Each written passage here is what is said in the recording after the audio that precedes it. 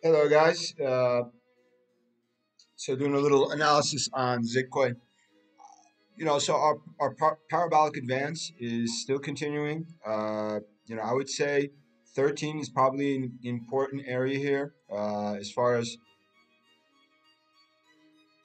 the structure is concerned, and the structure I'm talking about is a parabolic uptrend. So usually when we have these types of uptrends, if it's a parabolic advance, because the momentum is so strong, it creates bases. For example, it created a base here, it created a base here, and now it may be coming to retest the second base, right? It came to retest here.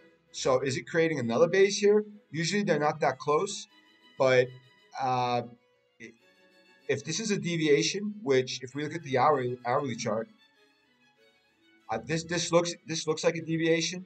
Uh, but looking at it at a 4-hour point of view, it looks like it's still following a price action type model here. I would be worried if it closes under 13, because then we may get a sharp sell off down towards 7 cents area. Uh, it is important that for example, if we have a clean break under, let me get rid of this stuff here. Hang on.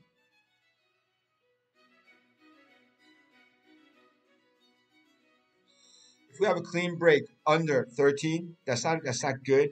But if it just so happens that we're able to reclaim 13 right away, then we need to clear 14 cents.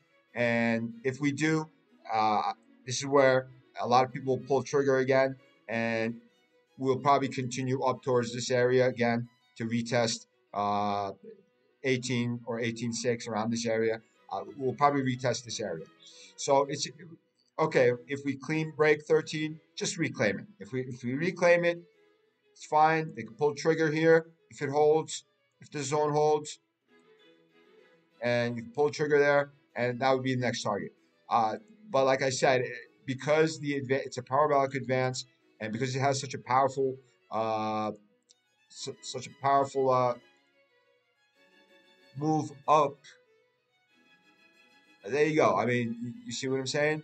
You have Fibonacci here at 8.5 cents, but there's really no support here. So that's why I was saying 7. But let's see. I mean, if it's going to follow the fib setup, let's see how it works out. If 13 cents breaks and we close under it, we can't reach it now. We can't go above it.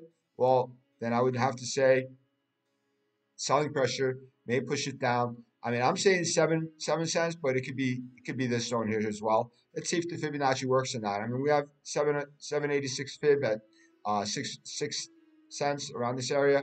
So I'm saying 7, right? So let's see what happens, right? Uh, 13 is a very important trend support area for this parabolic trend. Anyway, uh, it may not need to go there. So it already had a retrace here, and buyers right away entered. And so if we want to see a continuation, for us to be able to see a continuation, I wouldn't need us. We would need to close above 18 cents. If we close above 18 cents and have a clean break above 18.6, well, our next target would be 23 cents. Anything beyond that, in my opinion, would be 29 cents. So let's see what happens. I mean, if it reclaims, if it does something like this, get a deviation, and then we have a clean break of this zone here, right? Then I would expect a retrace down towards 13 cents. So either way, let's see. I mean, if we're able to come here to 23, then our retrace area would be 13. If we can't break this area, if selling pressure is high, don't break 13. If you break 13, I would say 7. And these are, they're large retraces, and it'll happen all at once. It's all because it's a parabolic uptrend. So a parabolic uptrend, something that goes up high quickly, comes down quickly. So one or the other.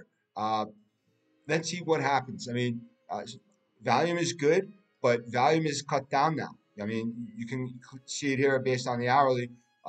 You know, we do have we have a deviation, support held. So buyers re-entered right here, 14 cents. So I mean, how much of the percentage is that? Was that 20%? Yeah, so 20%, 19%, 20% if you count from here. Retrace, so that's normal.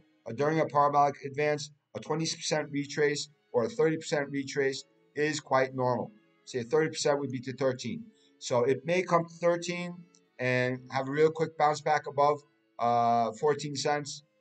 So you could do something like this and come back, hold, come back here, and either it'll get rejected here or it'll reclaim this area and continue up. If it gets rejected here, well, then we come back down to 13 cents.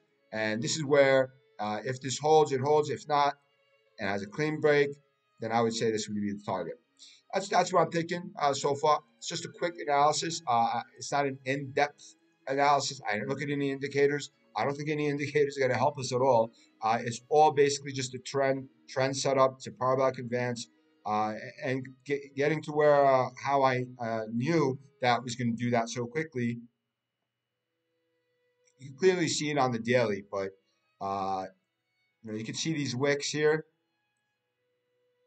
Somebody is buying it. They were buying it, and here, this is the second zone, and this is where there's no value, right? There's no value, and since September to now, you can clearly see, these types of setups here. You can see them on a 4-hour and an hourly. These types of setups here, it's a sleeping giant. Usually, when it hits hard, right? It happens in many coins as well. This in particular, there's a lot of there's enough supply. There's enough supply there for people. There's demand because of certain things services that you guys get. So it helped fuel this parabolic advance. Let's see what happens. I mean, holding above 13 is good. Other than that, it's a retrace down. Let's see. I mean, it doesn't look like gas is.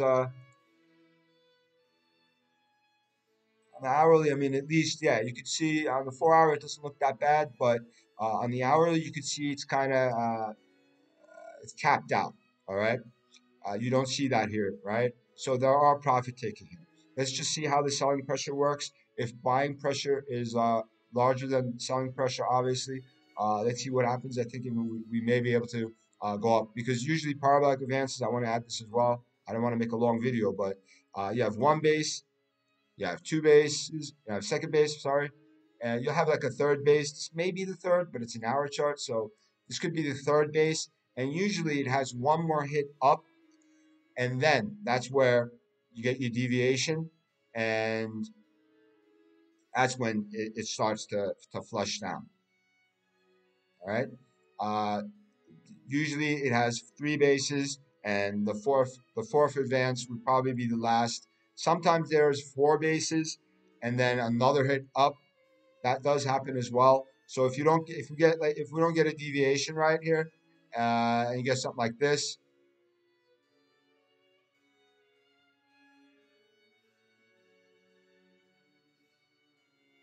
so example, this was enough of a pullback, reclaim, hit up, get confirmation, and we would go to 23 cents, right? Now here, get sold, right? And it's holding, hit it up, get a confirmation, and I'd pull trigger here as well. Actually, I'd pull trigger here. If we clean break 23, I would pull a trigger here. And once this forms, I'd have my stop here, and if it breaks under, then you get stopped. But if it doesn't, and it breaks above, you can also pull a trigger here to add on to your coins if you like. And that's what I would say, 29. Let's see what happens. Let's see if it makes it that far. This support zone is important, and this resistance is important, and that'll show us exactly what's going to happen. There is sometimes these things happen where it does a a sideways channel or like a zone. So it may go sideways. It may actually fix itself on this price, right? So it won't go below. It could touch 13 a few times, but it won't go under it, and it'll create a nice base here. And if it does that, then that changes the whole story, right? So let's see what happens. I mean, I would like to see a retrace to 13 and 13 holding and buyers right away, supporting it. If that does happen, that would be great. That's what I say. But we may also get like a sideways range here, a zone. If we do, then that would really be good. Then I would be eyeing this zone here. If that happens, good luck.